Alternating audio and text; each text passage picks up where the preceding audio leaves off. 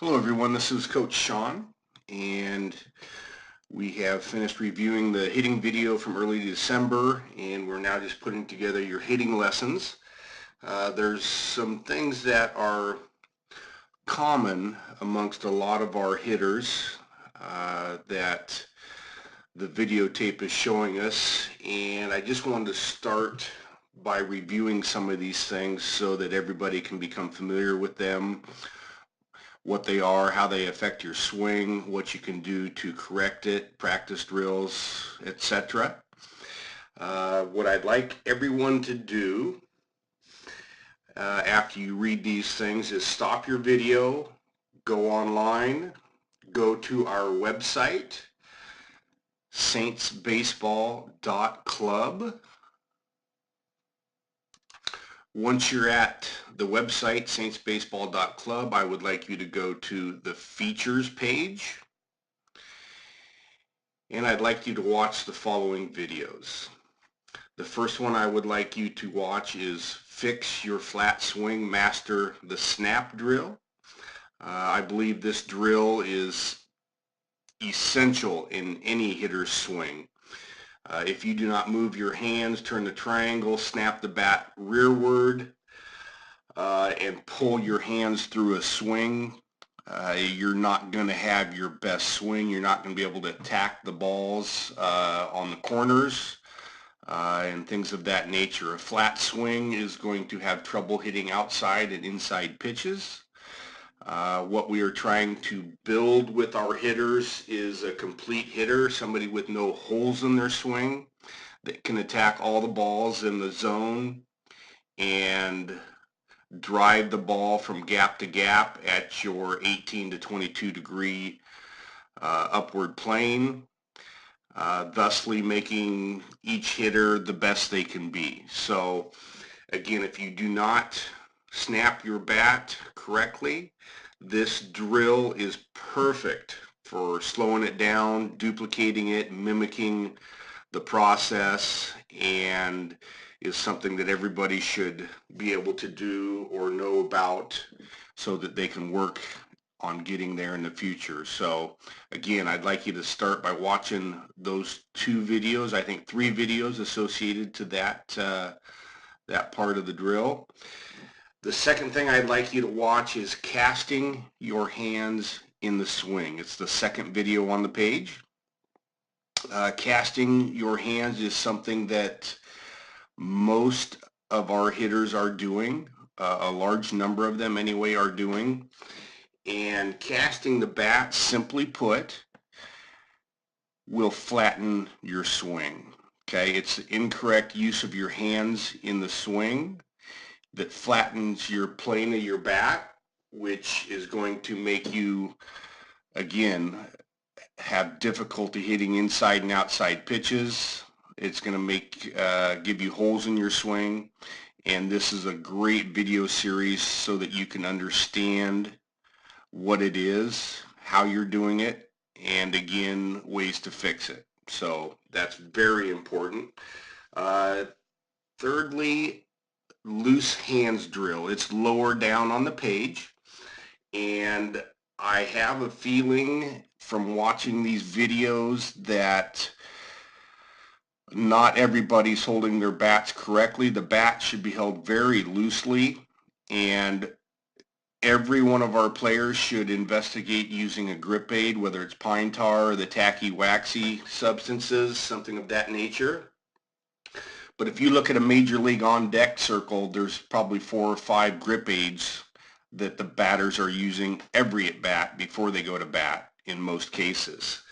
And on the Saints team, we've got literally 1 or 2 people using pine tar, and not on a regular basis. So again, I would like all the players to understand how to grip a bat, the best way to grip a bat, why they're gripping it that way, and how it contrasts with what they're doing. And I'd like them to try to mimic and copy the folks in these hand drills so that they can, again, feel the difference in the swing with loose hands. So we've got that video. We've got the Justin Turner's loose hands bat grip, which all that does is show his loose grip preload. Again, very important for the kids to get that, let it sink in, and see if they can change their grip to get their hands and wrists looser in the swing. So go ahead and go watch those and then come on back to your lesson. Okay, now that you've done that, let's talk a little bit about what we're trying to achieve here. In general, a hitter that is approaching 15 years old, or by the time he reaches 16, he should be very proficient at covering the zone, meaning having a swing that will produce a line drive anywhere from gap to gap at anywhere from 16 to 22 degree upward trajectory. A player should be able to hit a pitch in that direction that is anywhere in the zone. That is a batting practice or soft toss pitch or off a tee. Okay, yes, it's a different thing when you put a live pitcher in there throwing top speed for your age group, but by age 15, 16 at the latest, you should be very well accomplished with the quick short swing that covers the whole zone, that puts the ball into the right place. So what we're trying to do is build that with each player, and what we're seeing from just a few flaws, not a lot of stuff needs to be cleaned up with a lot of our hitters, but this snap drill and how you initiate the swing and casting the hands are the two biggest things we need to fix so that our kids can get on the trajectory of being able to hit a ball in the strike zone where they need and want to hit it. So our goal is trying to get you all in that direction. So that's what we're working on here. That's what we're trying to accomplish. So the first thing I want to show you here is this hitter performing the snap drill. And let's just roll it so you can see it.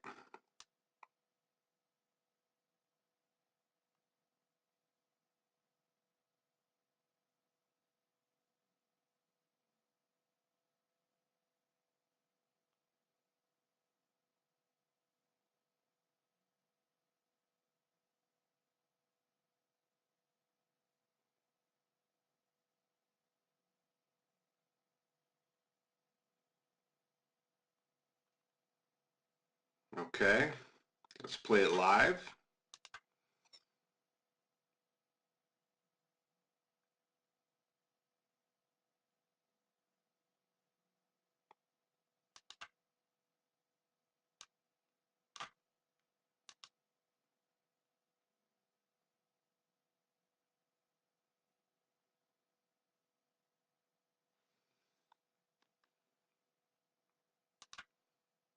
You see how he does it nice and slow, making sure he's keeping everything in its right position with the right sequence.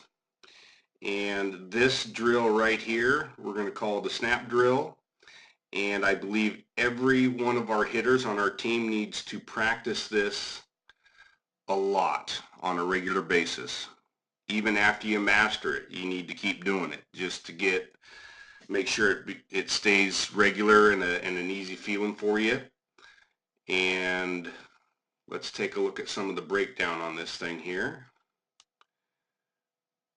So what you're trying to achieve is more of a horizontal or downward swing. As you can see at the point of contact, so to speak, the angle of his bat.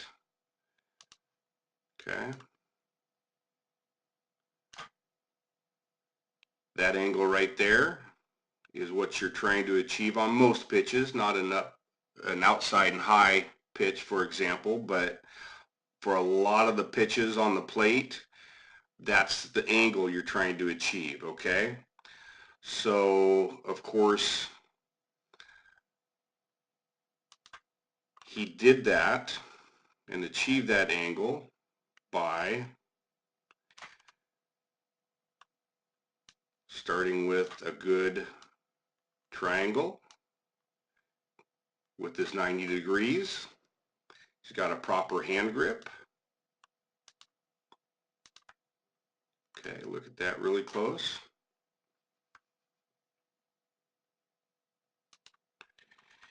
And as you move it forward here, he's snapping the bat rearward. Snapping the bat rearward. And one important thing in being able to do that, which is also part of the snap drill teachings, is this right here.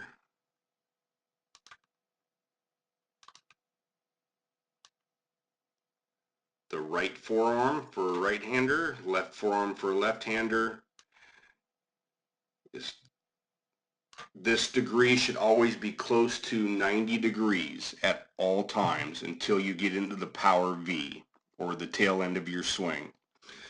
So as you watch that angle through the swing, you can see he's kept it more or less at contact right there. Okay? So the relationship of the forearm to the bat should always be 90 degrees. When you start the swing, the first movement here, there's his go right there. His triangle starts to turn, his bat comes rearward, his forearm and bat are at 90 degrees, and he simply maintains that posture through the swing. And you can see there he really starts to get his left elbow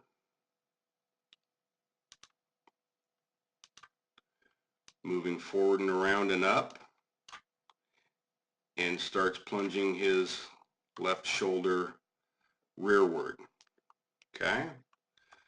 So as you watch this here, see how far that left shoulder or left elbow is going to maintain his 90 degrees. Now he's essentially turned his triangle all the way, and it's facing the pitcher. Okay? If you do not, which a lot of our hitters don't, if you do not turn that elbow up and out, that elbow will stop right where it's at. Okay? If your elbow stops in here, which a lot of our players' elbows do, if you're stopping here, the only place for the arms and hands to then go, the forearms and the hands, is out and around that elbow. Okay? So these are then going to come outward. Okay? That would be his arm extended right there, so to speak. If he stops the elbow, this hand has nowhere to go but out and around the elbow. Okay? Which will make you cast your bat, which will give you a flatter swing plane and make it tough to reach inside pitches and outside pitches on a regular basis. So again, this snap drill is something everybody should grab a wiffle ball bat, stand in front of a mirror, practice this methodically, slowly, until you get it and it's comfortable. And once it's comfortable, you should continue to do it on a regular basis. Okay?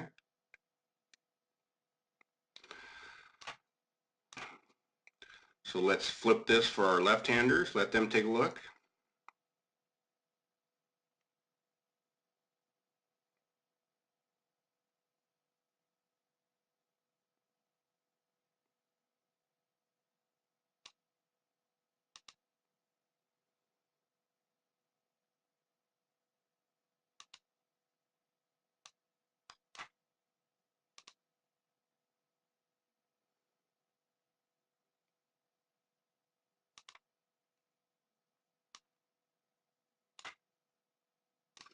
Okay, this drill is real easy to practice as well. What you do is you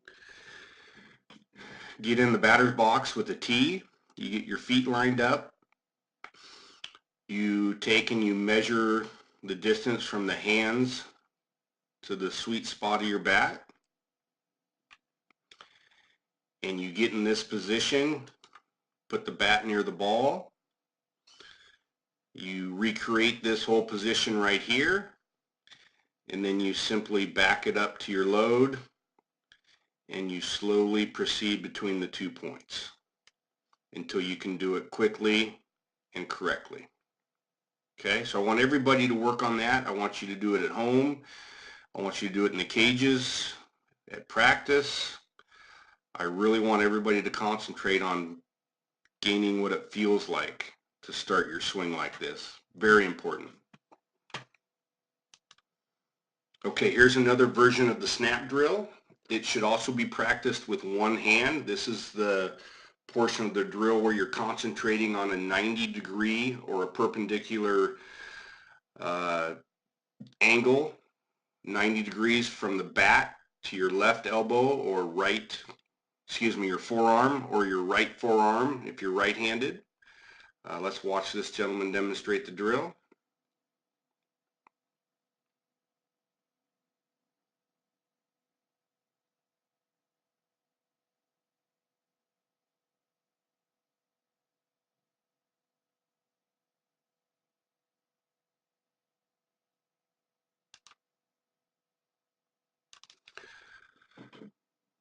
So along with the other version of this, everybody should practice this on a regular basis. You should get it to feel as comfortable as possible, and some of the things to remind you of here is you can see how the elbow and everything starts to slot and everything works together simultaneously. The same thing with the two-hand snap drill, okay?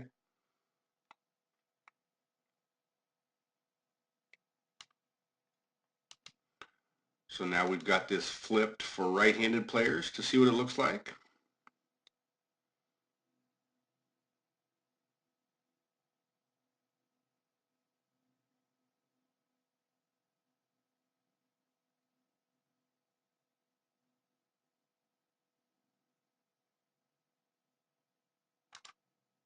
Okay, so again, the ability to do this and master these drills and get a good feel for handling the bat like these instructors are. Again, bat speed controls how far and hard we hit the ball. So you want to gain as much bat speed as possible, and you can see the whip from laying it down like this is how you're going to gain more bat speed, okay? That's how early bat speed is gained.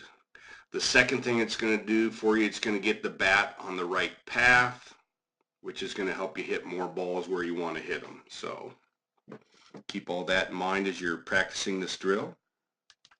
And the third way to practice the snap drill is with a PVC pipe. Okay, and here is the third way to practice the snap drill, and this is with the PVC pipe that was provided to you by Chris, or this could be with a broomstick, something of that nature. And let's just watch this gentleman.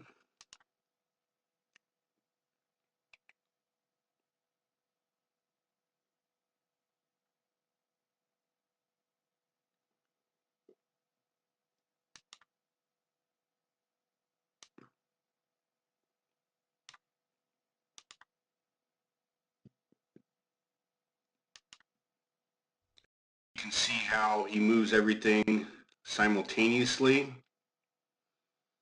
Everything's firing at once.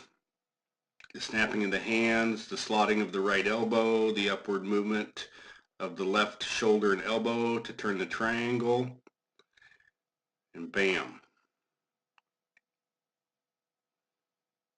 Okay, now again, this is exaggerated. You're not going to exactly swing this way every time, but it does show, and by exaggerating, get everything moving in the right direction on the right path.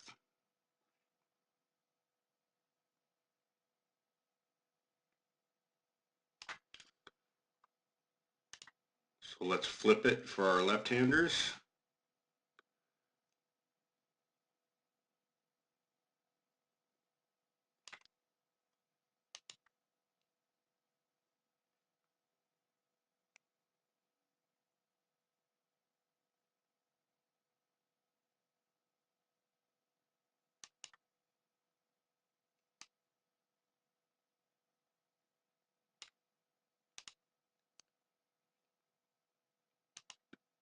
Okay, so there are the 3 ways to practice the snap drill, and I highly suggest everybody masters these drills. Get them looking just the way these instructors do in the video.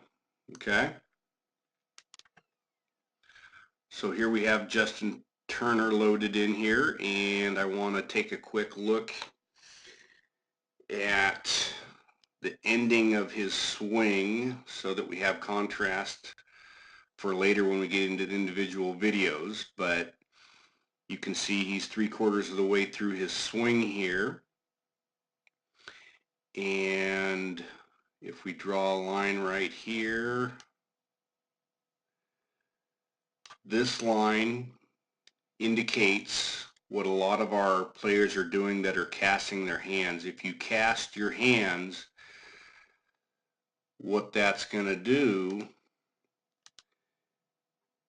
it's going to stop your elbows in this area right here of the swing. It's not going to allow you to get to this position. Okay?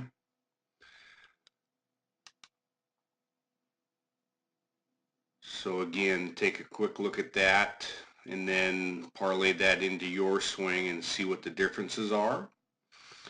But if you do stop your elbows and cast the bat, that's what's going to give you the rotational, flatter swing. So here is Aaron Judge, and let's look at his full swing. Again, look at the same points. As he's 3/4 the way through his swing here, before contact.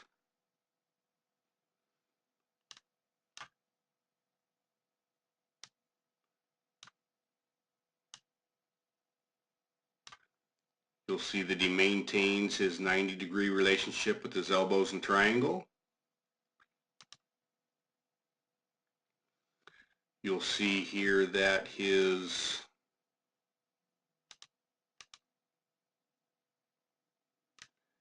elbow is way up by his shoulder. His shoulder is moving rearward.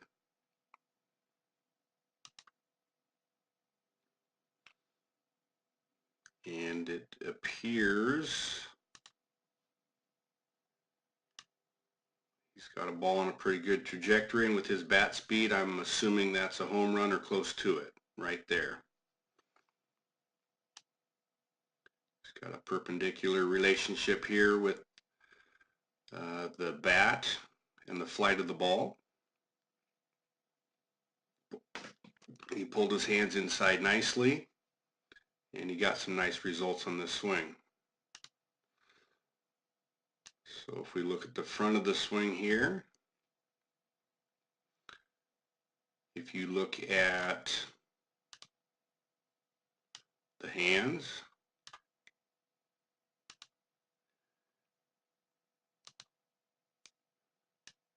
and the elbows,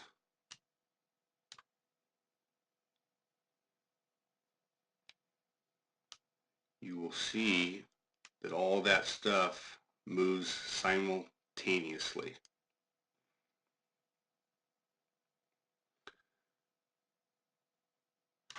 You will also see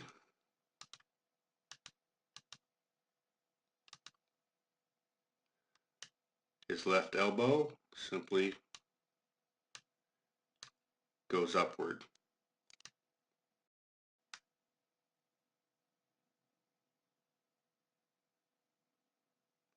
like so.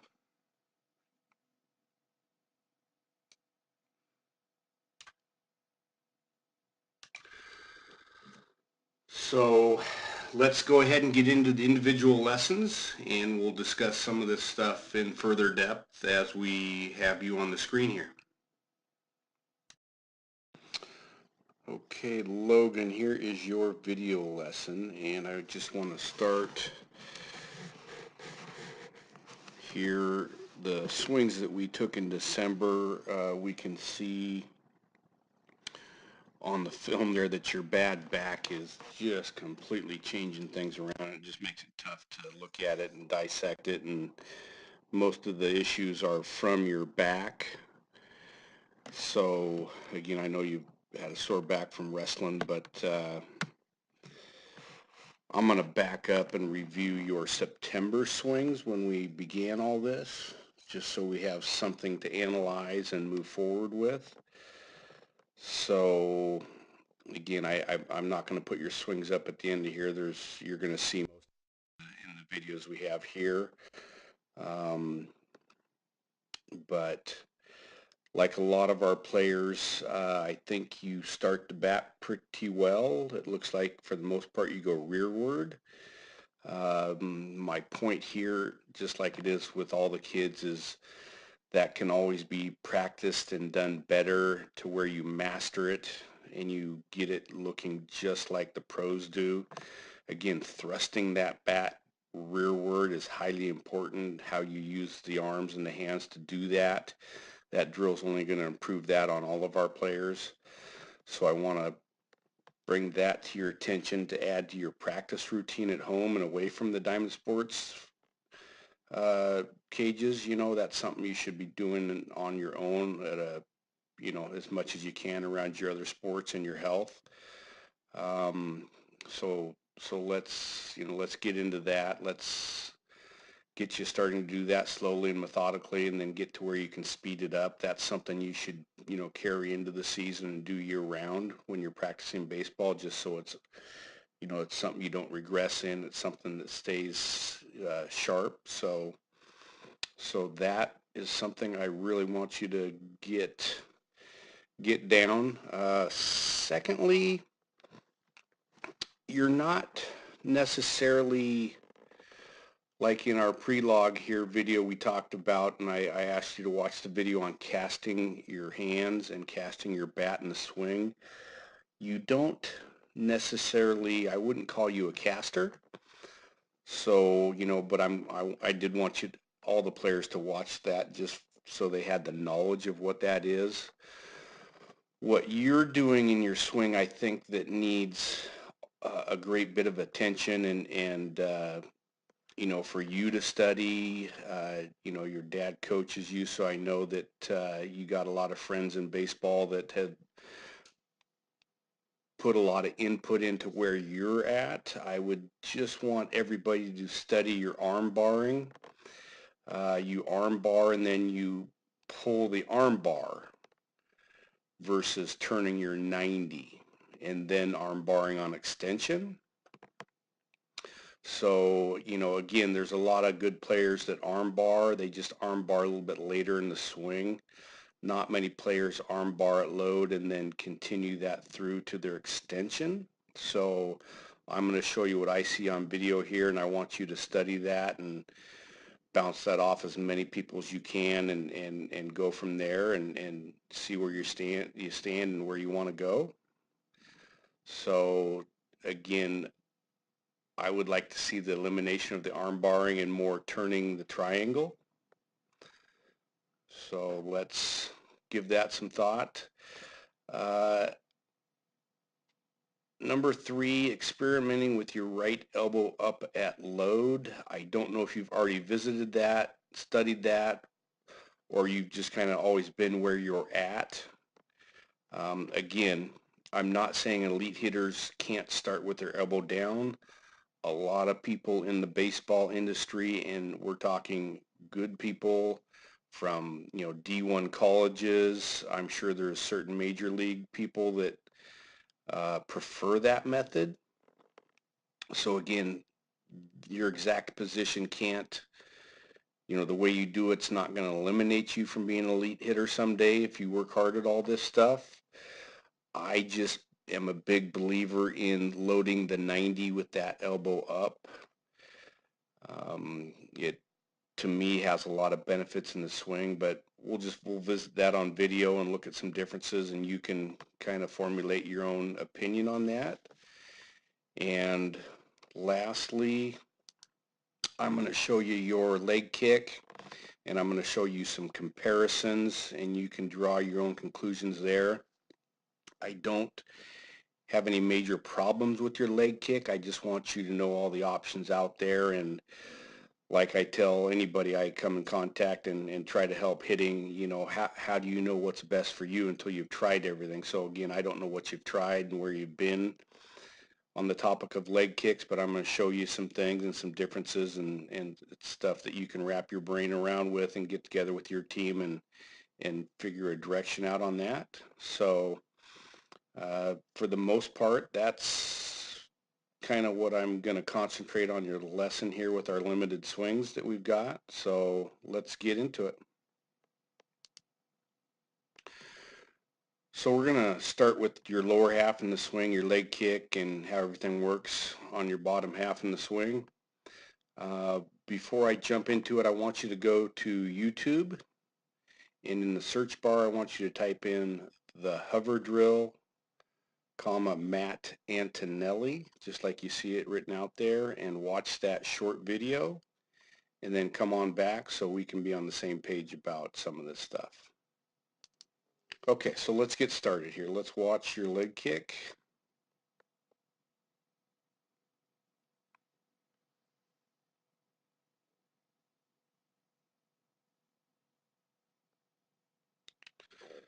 So you are one of our players. We have, oh, I don't know now, about 5 or 6. I can't remember the exact total. But you like to start with your left leg open or behind you. You pick it up and then you go to the ball. Like I told you guys, I think the first time we talked about this, I'm not particularly against this. The one thing that youth baseball players will do from time to time that has made me not a fan of it, at least for youth baseball players. The major league players and elite hitters have been doing it longer. They're more consistent with it. But when you bring your leg forward, some youth players continue to keep it coming too far forward and set it down too close to the plate.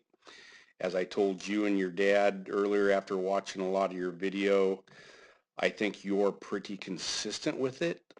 So again, I only bring this up so that you're aware of it.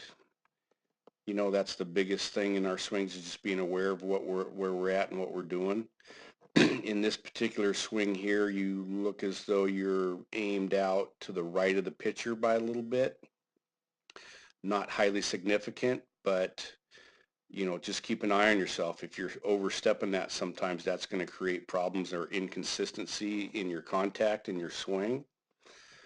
But in and of itself, the starting open and coming back, you know, I get it. I understand it. A lot of people say it helps their vision.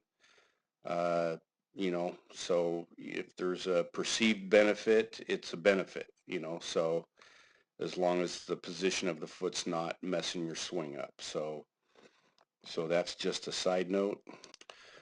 Okay, so just to compare and contrast, I've got Mitch Henniger mocked up next to you here, and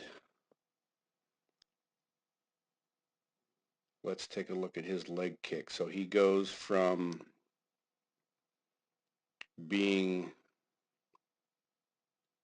in a position with both feet down. He's pretty close to 50-50 equal opposites. I'll show you what that means in a minute. But his first move is, and you watch his knee, his first move is back and up. He takes his knee all the way to his belt buckle, rearward and up, okay? Back and up. So back and up. So if you've watched that video, here he is in his, what I would call his hover mode. Okay, so he's gathered his energy towards the center of his body, and one of the benefit, there's a couple different benefits to this, of course, but as far as timing the baseball, if he were to get ahead of himself or ahead of the pitch and he needed to stall because it was an off-speed pitch or something of that nature, he's now in a mode where he can hover. He didn't just, start rearward and then go forward. He came up and gathered his mass at the center of himself, and he can just hold that knee there and fall. And these are split seconds, but if he had to just fall forward here 3 or 4 inches to wait for the pitch so he could stay loaded, that's the benefit of hovering, okay? So keep that in mind there. So let's take a look at your initial move.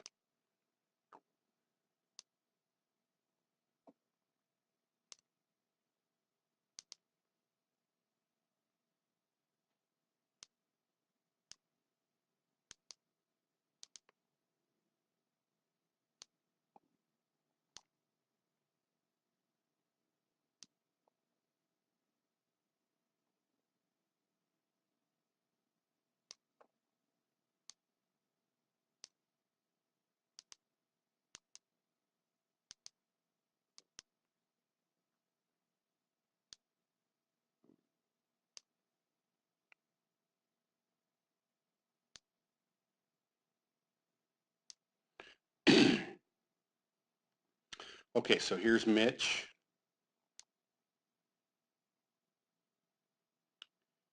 So he goes from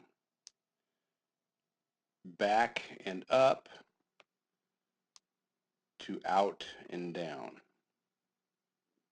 Out and down.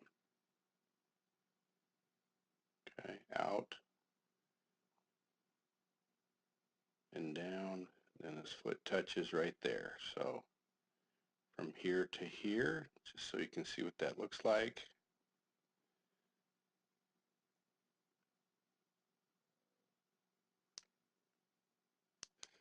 So you can see when he goes, after he's come back and up, now he's going to go down and out, and his body's going to move this much downward from the first line down to the second line, okay?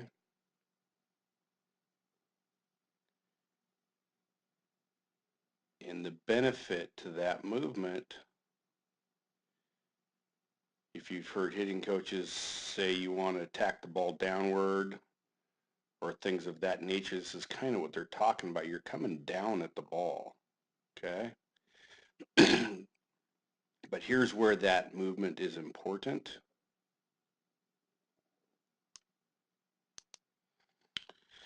So one of the important goals in a proper leg kick and use of your entire legs in the swing is to gather and generate power towards the ball, okay, and get your upper half moving the best it can. So in concept, when you come up and back, your torso, your whole body's in a higher position. As you come downward, you're taking your force and you're putting it into the ground at your left foot, and you want to redistribute that energy towards the pitch, towards the ball, towards the pitcher, okay? So the reason these hitters are getting up and then coming down through their leg kick is to do just that, okay? Now when they hit the ground, they've got all that extra force to help them turn and twist and torque to get the upper body moving properly and put a good swing on the ball with as much bat speed as they can, okay? So that's the whole goal of a leg kick. That and the timing mechanism that we already discussed. So that is how Mitch does it. He's up, he tacks it down, he brings his foot down, and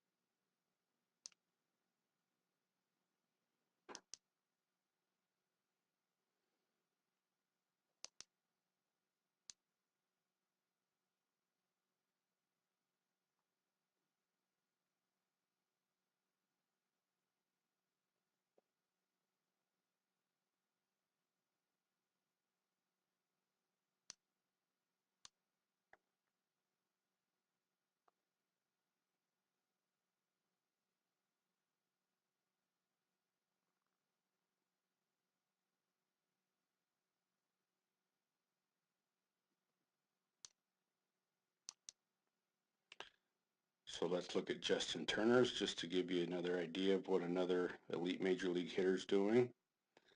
I don't have his video going from down to up, but you can see that he gets it near his belt buckle there.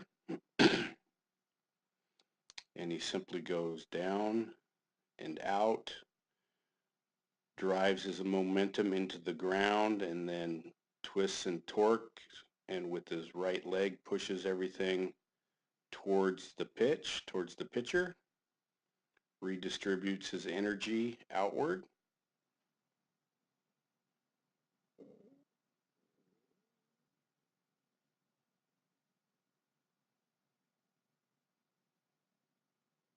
Okay.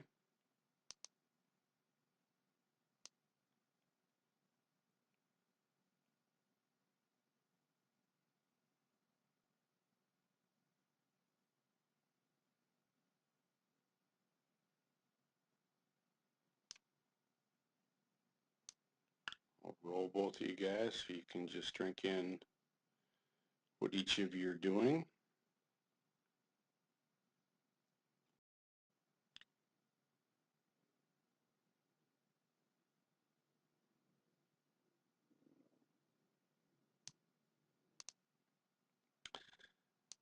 Again, he is driving his energy into the ground at the left foot.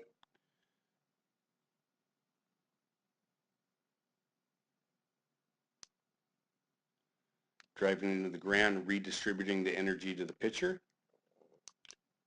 And we can see that Justin has roughly 16 degrees between his right shin and the ground on his angle, just for contrast there. And just for theory here, the angle of the right shin to the ground, if this green box in front of you was a refrigerator and you had to push this refrigerator towards the pitcher, are you going to push it up here? Are you going to push it in the middle? Or are you going to lower your angle and you're going to push it near the bottom? Okay, so that has everything to do with this angle right here. Okay, so if your angle is at 38 degrees, okay, that's pointing you right up here. If your degrees are at 16 with that angle, you're pushing lower on the refrigerator. Okay, so you're getting more push to redistribute your weight that's coming down towards the pitch. Okay, so for all the players that start with their left leg open and behind them, I always show them this view here. You can clearly see that the pitcher has not released the ball yet, and Nelson's got the left toe down, so he's already moved from behind him forward to where his feet are now aimed at the pitcher. Again, the major flaw for most youth hitters, but you do this pretty consistently and pretty well, but sometimes they'll put the toe down there, sometimes they'll put it down there, and any inconsistency in your mechanics is going to create inconsistency in your contact rate and you know how you hit the ball. So I just want you to be very aware of that point, and I would venture to guess that most of the players that start open like this, you know, I haven't studied it that thoroughly on all the hitters that start back there, but for most of them it's more of a timing mechanism than anything. So you can clearly see here that the pitcher has not yet released the ball and his foot's already down. So he's not just, you know, he's not just starting back here with his foot open and then taking the knee where it needs to go. He's simply moving the foot here before the pitch is released and then managing his leg or his bottom half from there. So Nelson Cruz really doesn't have a leg kick. He just moves that pre-pitch release for timing. Okay. You know, he might get a better feel of being more open to the pitch with his eyes, and again, a perceived benefit is a benefit. So, but these are just some things to keep in mind here on his swing. If you start back here and then just go straight up with the knee and begin your leg kick and then come down, again, youth hitters can get in trouble with where they set their foot down. And more than that, if their knee is twisting rotationally instead of just up, like you see Mitch Haniger, that can make them rotational as well. So anyway, I just wanted you to see that right there. So let's take a look at Nelson doing this from the beginning now. So he's got it behind him. He's down before the pitcher releases the ball. And then he clobbers the ball. So I wouldn't say Nelson has a leg kick. That move is just a pre-release timing mechanism, like I said. But I just wanted everybody to understand at least what Nelson's doing in this situation.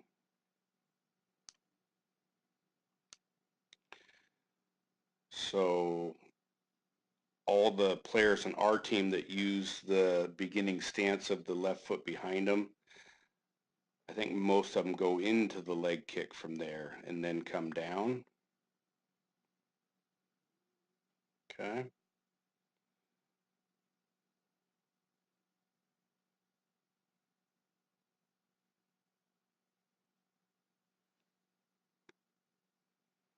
Okay, so again, just some food for thought on the difference. Okay, after watching the video there, I realized I was off with my recording just a little bit, so I'm going to show you, clarify on you, just so you can see it here. I believe I short-circuited this first move here to show you this. So there is your initial movement of your knee, kind of just going straight up. Okay.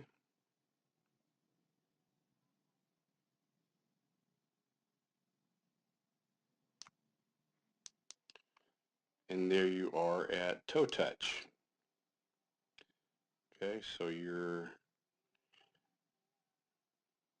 there's your down and out right there.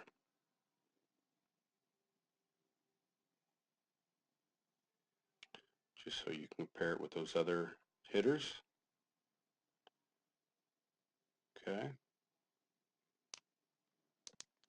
And there's the angle of your right shin as you're pushing the refrigerator and redistributing your weight towards the pitch. You can see that if we had that refrigerator back up there again, you would be aimed at the middle of the refrigerator with your push from your right rear leg. Okay, so again, I misrecorded those and wanted to give you some clarity on that.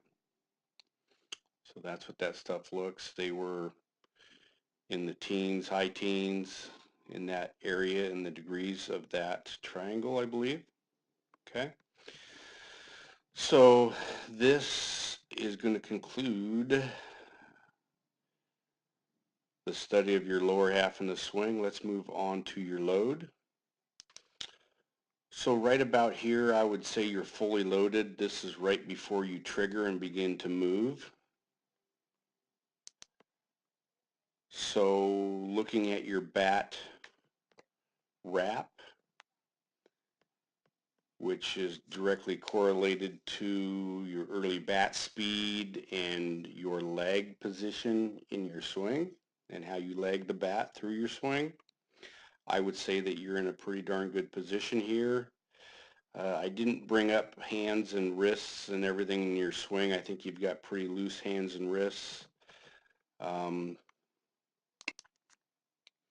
know, we didn't talk about pine tar, but I would like all the players to experiment with grip aids, whether it's you know, traditional pine tar or the tacky, waxy substance kind of grip aids that are traditionally less messy than pine tar. But you know, during my playing days, I couldn't get enough pine tar. You know, when you have loose hands and you're pulling the bat correctly through the swing, it just helps and aids with that. So, you know, I would definitely recommend experimenting with grip aids as well. But getting back to your load, you know, I like your position there.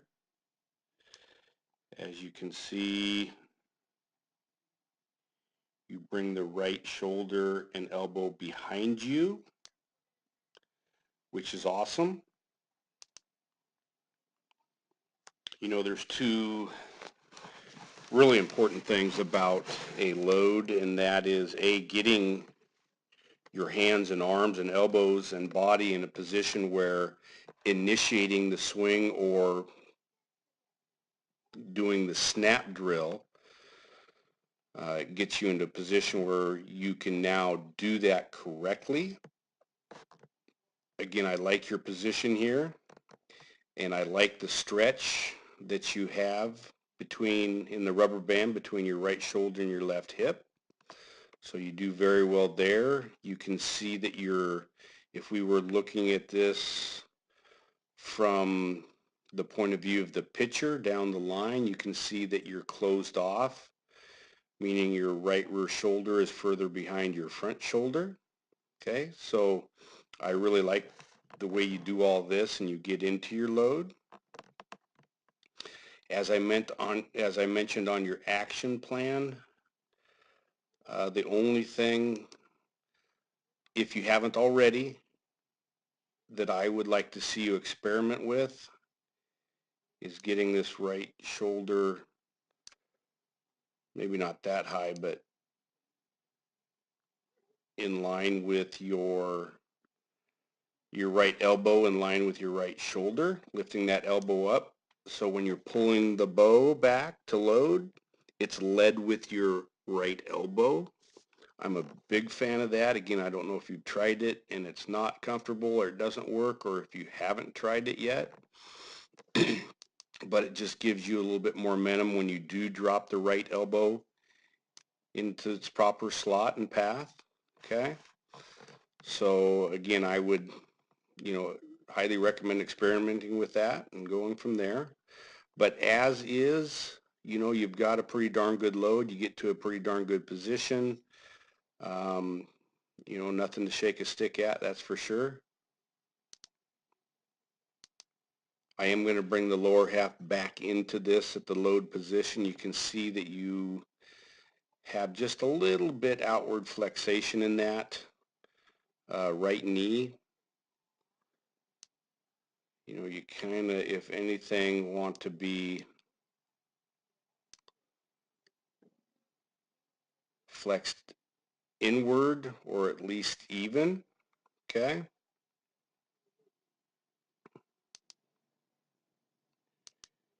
You can see we have Albert Pujols mocked up next to you. This is his ready and loaded position. Again, ready is before the pitcher's made a move towards you or backwards to come towards you. So you go from ready to load is the sequence there. But you can see Albert is ready and loaded.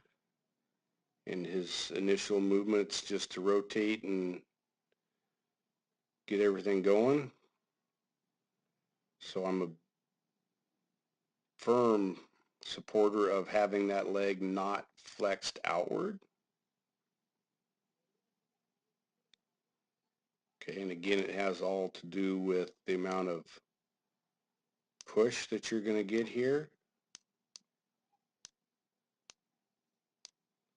Okay.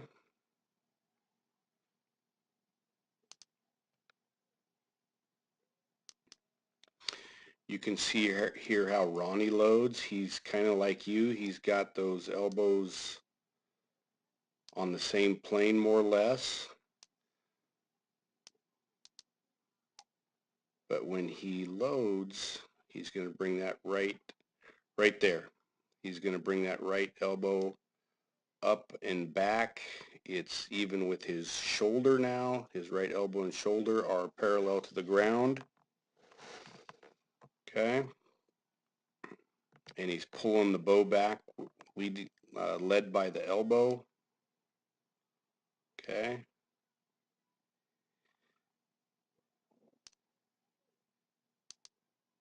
And I'm just a big fan of having the left elbow below the right elbow. It's a more aggressive position. Okay, again, our leg kick's going to take us into the ground and redistribute our power out to the pitcher. So other body alignments that you can have that support that. I just, I prefer it personally in my own swing. I prefer to teach it this way, but it's not a death nail. It's not going to keep you from being an elite hitter. It's something I want you to visit and think about and run past your team and see what comes out the other side. But it gives you more aggressive rake towards the pitcher. It also supports the shoulder angle, right shoulder above the left shoulder. Okay, again, all aggressively raked towards the pitcher.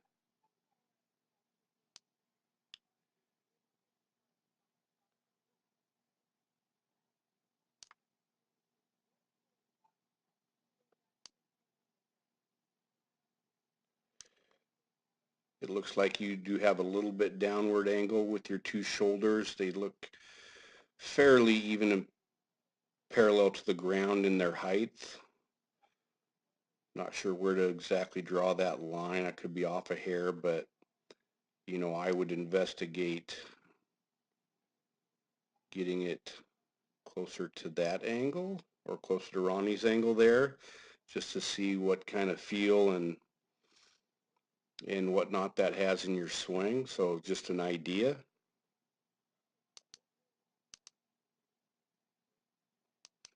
So for contrast, here's a picture of Sawyer loading his 90. He keeps the relationship of the hands and elbows in the 90 as is, and he turns back the bow and arrow with his right elbow. Okay.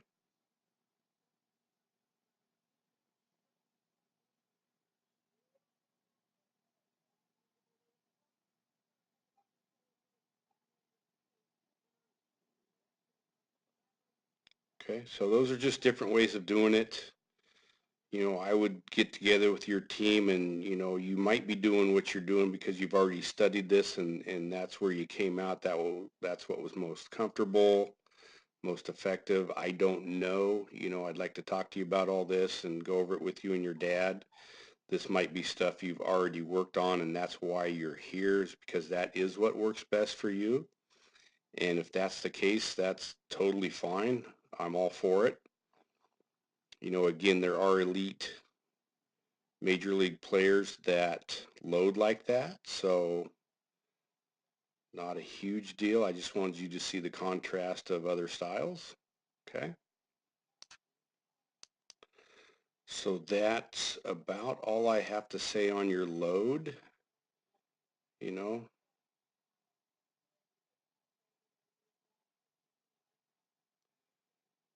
you kind of want to load. Most elite hitters, when they're fully loaded and right before they snap, their hands are right behind their armpit rearward.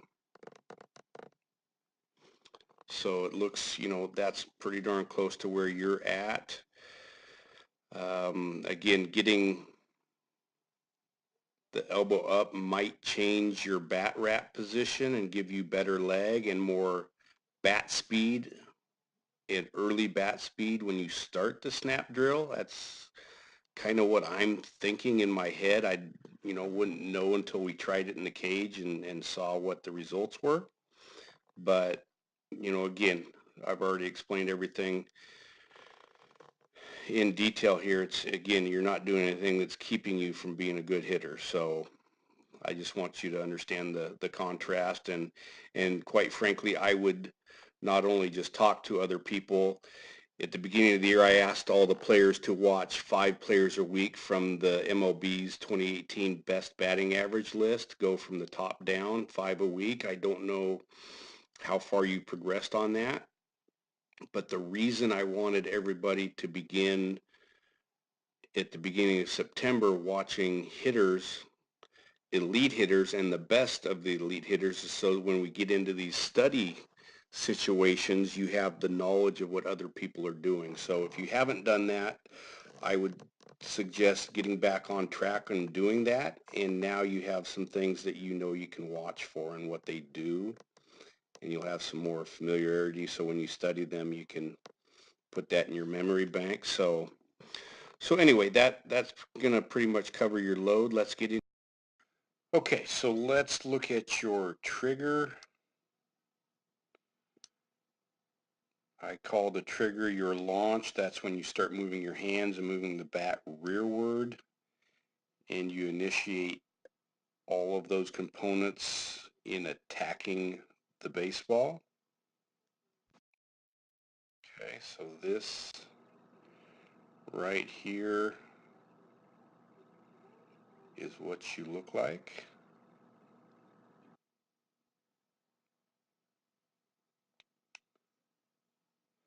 So the good thing, the first good thing I see in that movement is when your bat, you're getting bat leg right there, but your bat, its initial movement is rearward to the catcher. You're not going out behind you. You're not moving it forward. You can see for the most part, it's going rearward to the catcher. Okay? So that is a good thing. But here is where I believe, if somebody were to ask me my honest opinion, what's the one thing that we can do that's going to most improve Logan's swing? I would answer we're going to change his arm bar. And you can see when you initiate your movement, you further arm bar to where that arm is practically straight, like so. And you're kind of just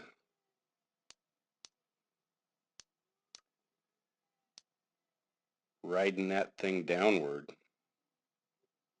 Okay? And that's why, if you look at your bat, that's why you do have a good vertical swing. Okay, you're not at that point becoming rotational horizontally, so to speak. You're not pushing your hands and bat out and away from you. Okay, you are maintaining the vertical plane,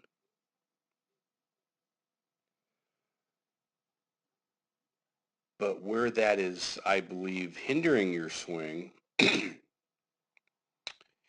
is in the pull phase of your swing. Okay, what we want to do is lay that bat down without going so far downward by maintaining our triangle. We just want to turn the triangle and maintain the 90, and then get into a situation where probably right about in here after the bat starts to whip downward, at this point in time we want to get into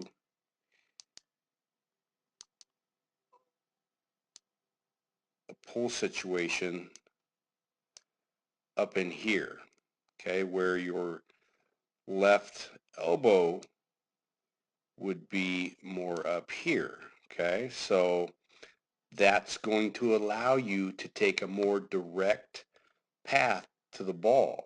Okay, just like the rotational swingers that arm bar and cast their hands and their bat gets sent outward away from them, you're having the same effect, yet it's downward. So by you going so far down arm barred, now if a pitch is up here, that means you're going to have to whip the bat through here much faster to get to that pitch. And you do come down so low that even on a lower pitch in here, you struggle with contact, okay? So if we look at this pitch here, you pop it straight up because you don't have flush contact because you've come down so far.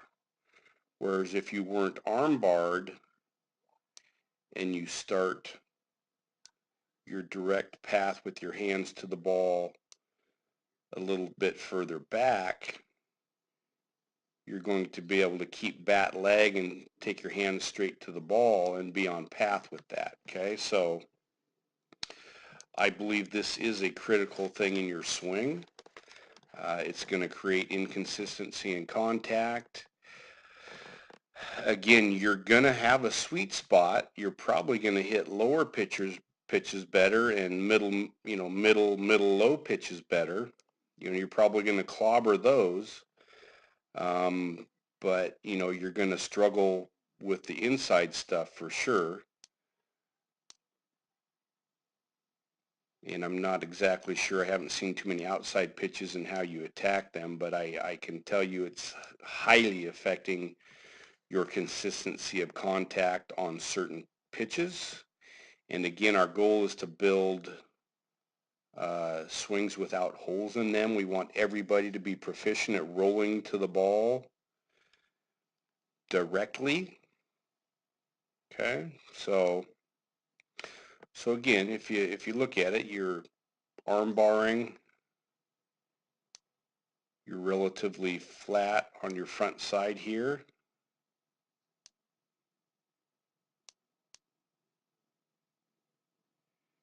And if we roll that to contact, you have moved the elbow up a little bit higher.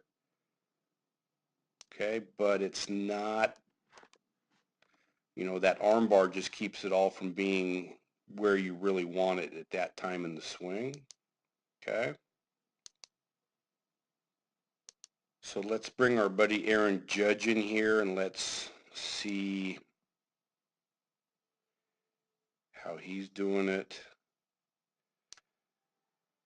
So you can see his loaded position is here. He's pointed back, way back. Okay.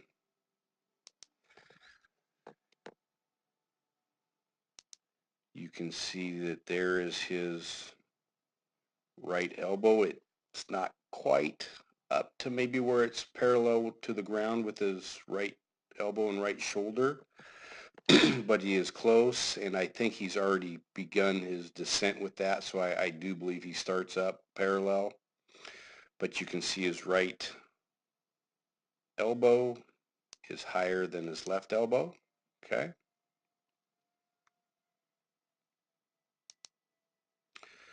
But you can see he's supremely loaded so that when he snaps, he's got early bat speed. And this is my exact point here. If you watch his hands as he turns the corner, and turning the corner, just so we're on the same page, turning the corner is,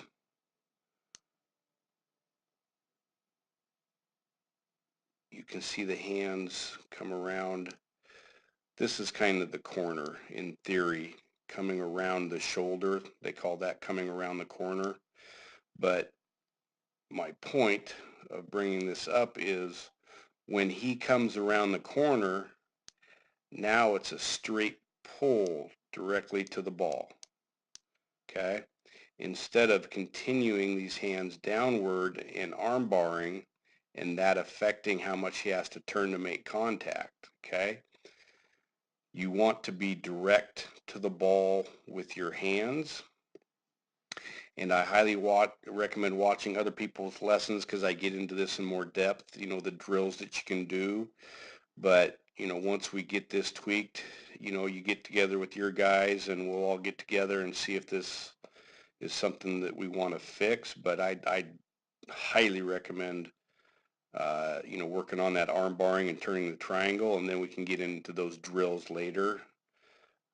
You know, first things first kind of a thing. But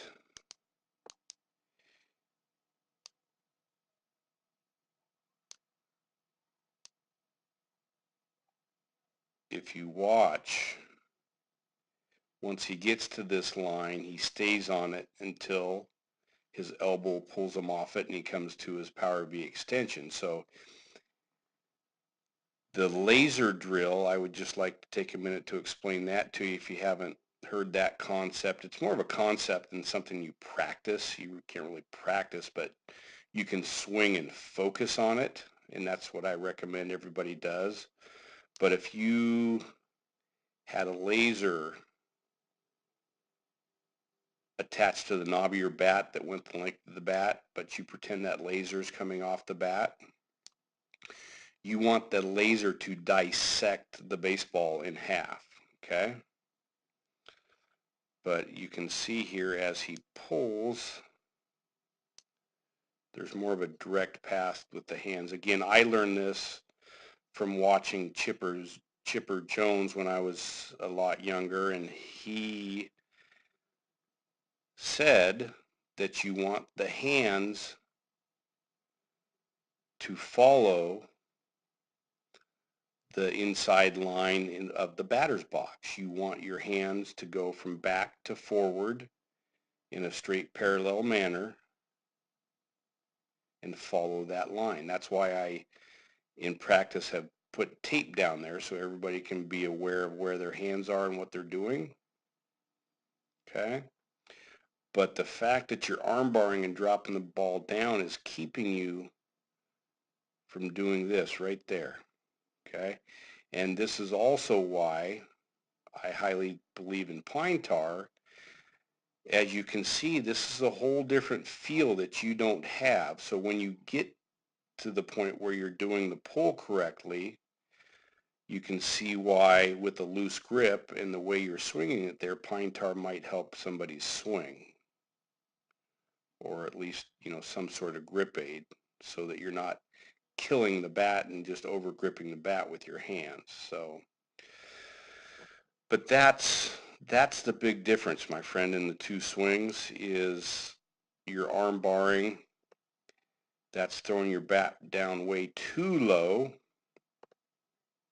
That's what led me in the beginning to say, you know, you do have a very nice vertical swing, but it becomes too vertical almost in the sense that it's going downward, and then you have to come up to find the ball and be on plane with the ball, which makes it difficult. in consistency of contact on certain pitches in the zone. So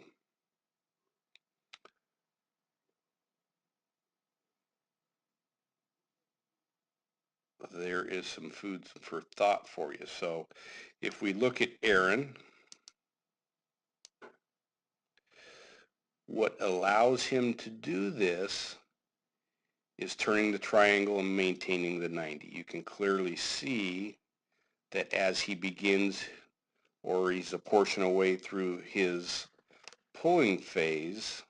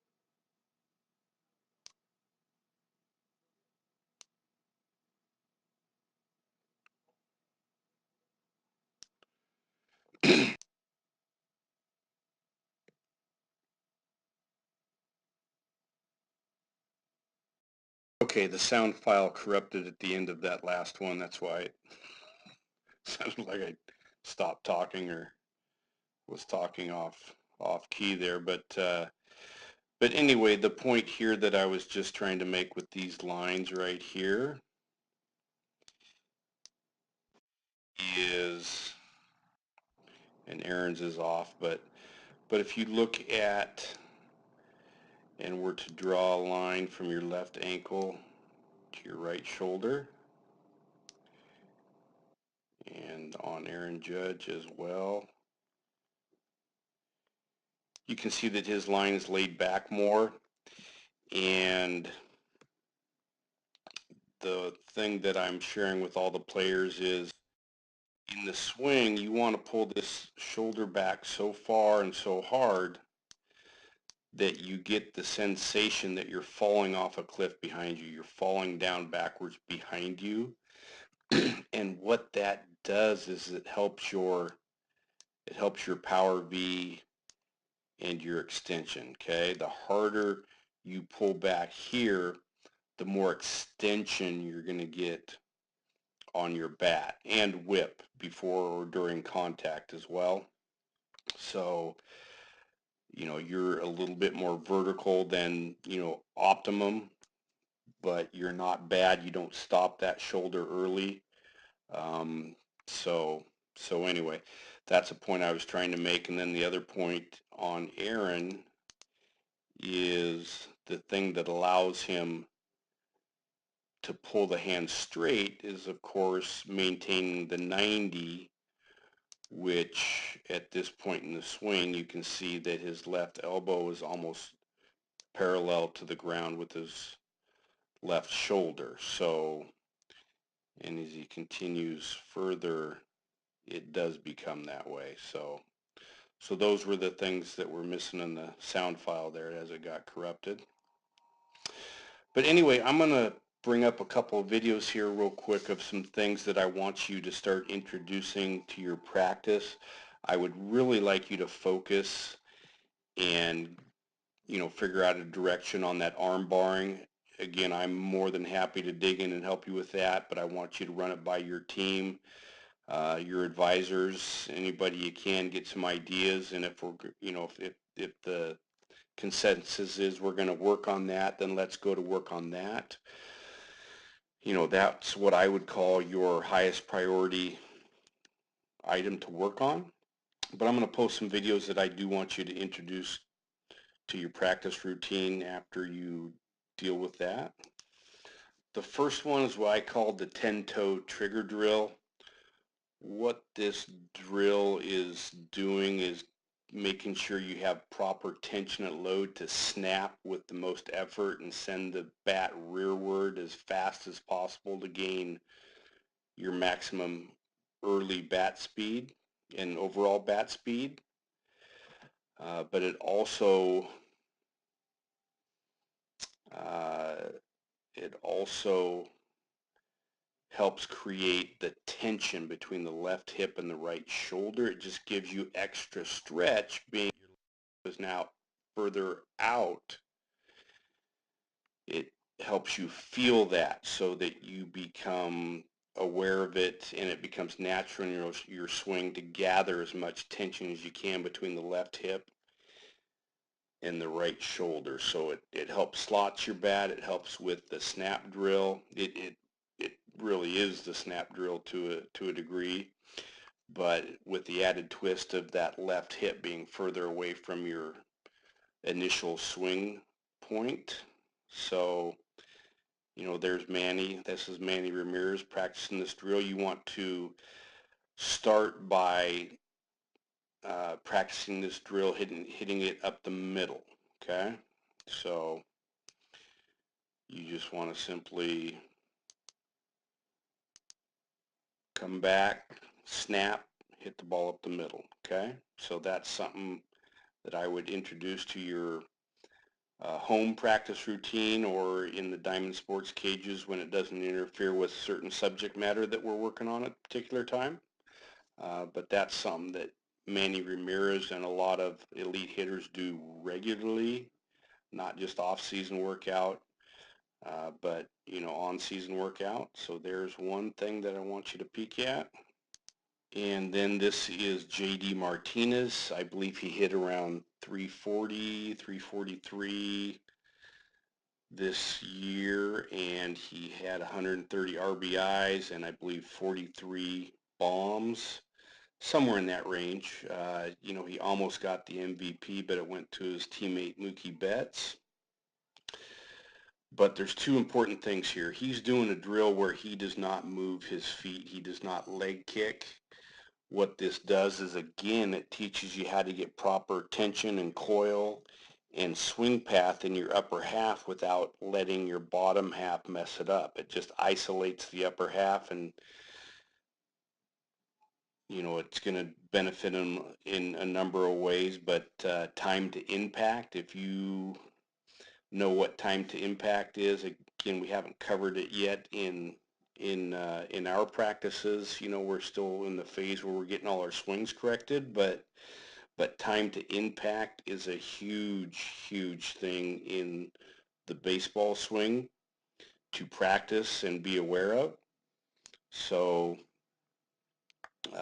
again, there's numerous benefits, but a lot of elite hitters practice this. So I would add also this to your practice routine. And the second point about this video is you can see right here with his iPad or whatever that is, JD is filming himself. JD films himself daily, whether it's in the batting cage with live BP, whether it's off a tee, whether it's soft toss, whether it's a dry swing. He films himself daily and reviews his swings at the end of the day, trying to catch things that he might be regressing on or things that he can change or improve on. So, you know, I don't want anybody to take any of this instruction the wrong way. The best, what this shows us is that the best of the best are monitoring and self-diagnosing and self-evaluating and taking a daily inventory of their swing mechanics. Again, you know, I'll be the first to tell you, and I'm sure a lot of you know, swing coaches at the major league level will tell you this. In fact, I've heard the swing instructor for the Boston Red Sox, I don't know if he's currently there, it was a few years old, but I saw him on video discuss the fact that swing mechanics aren't everything in the swing. You know, you still have to have timing, you still have to have knowledge of what the pitcher's doing and what you're going to do to combat it and to time the pitch out correctly. A lot of it, is kind of a dance with the pitcher, and it's a feel, and you have to, get in proper sequence with all your movements within your swing. I mean, there's a lot to a swing, and so I don't want to overdo the whole mechanical side of this stuff. But if you're taking an unmechanically sound swing into the cages and into a game, you can see where the detriment is to that. So I highly believe in getting your swing mechanics to the point where it's giving you your best swing, and then you can work on the other stuff. But, again, here's what he's doing. He's taking a daily look at what he's doing. So just keep that in mind. So this is, again, the end of your lesson here. You know, I'm willing to sit down with you, help you. We can do some one-on-one stuff if you want to run this stuff by your team. Again, your dad's got some great resources, and run it by them, come up with that action plan, and however I can help from here, buddy, you just let me know, and we'll go from there. So I'm going to put all this together and post it to the website for you. Hey there, Ron Sullivan, your online hitting consultant. Aaron Judge last night proved that the hands matter in a 500-foot home run.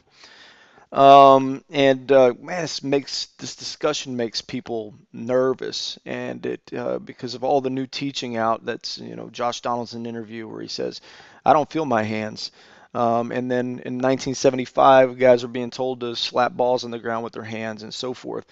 In my experience, right, I had a very rough time initially when I was teaching kids using video. Because I was trying to use the same methods that the guys that were using video were talking about, and I had some great results. But one of the things that I've struggled with players is this phase of the swing. No matter what, obviously, a better understanding of how the body's turn works and the connected forces that work together definitely help make improvements in players. I saw dramatic improvements that were different than an old method that I might have used, right? But what I kept struggling with was this phase of the swing because I was telling players that the body's turn was what was going to dictate, not their hands or anything like that. I realized I was missing something all along. I started focusing a lot on the top hand arm and what was happening with young players and what was happening with players at this level as they drop into their weight shift. All these guys, almost all, you see back here, his back elbow is still back, right? Still back behind his hands, right? So that he can get to the inside really well.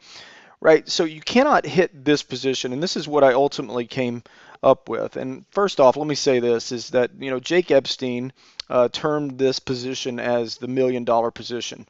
That basically the hands being in front of the armpit in this turn, he said it was extremely important. And I support that completely because this is exactly the things that I was seeing with young players is that their body was turning and the hands were chasing, right? The barrel cannot chase the turn. And so this is a great example right here. Now, again, this was a 500-foot home run.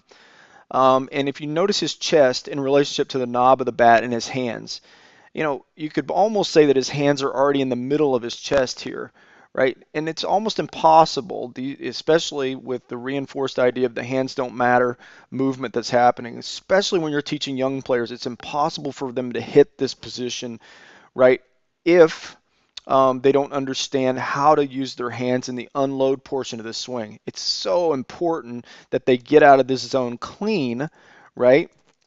In order to get to that spot. Notice the difference or the space between the elbows here, right? Kids don't get here, not because they're trying to use their hands, it's because they don't understand how to unload their hands correctly.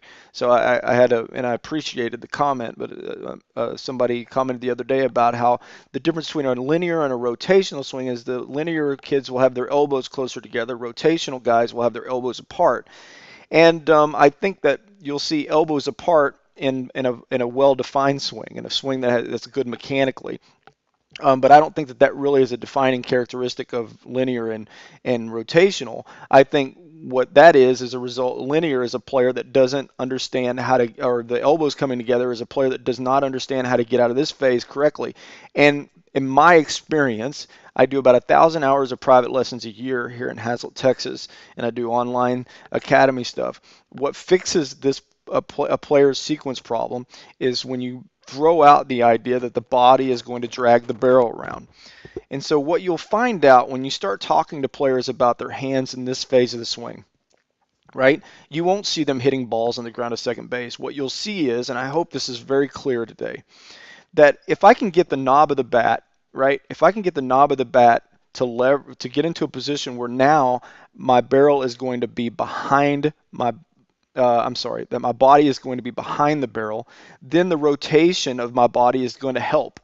If the knob of the bat is chasing the rotation of my body, which is exactly what a lot of guys are teaching these days, right? That the hands don't matter, that the hands are an extension of the body.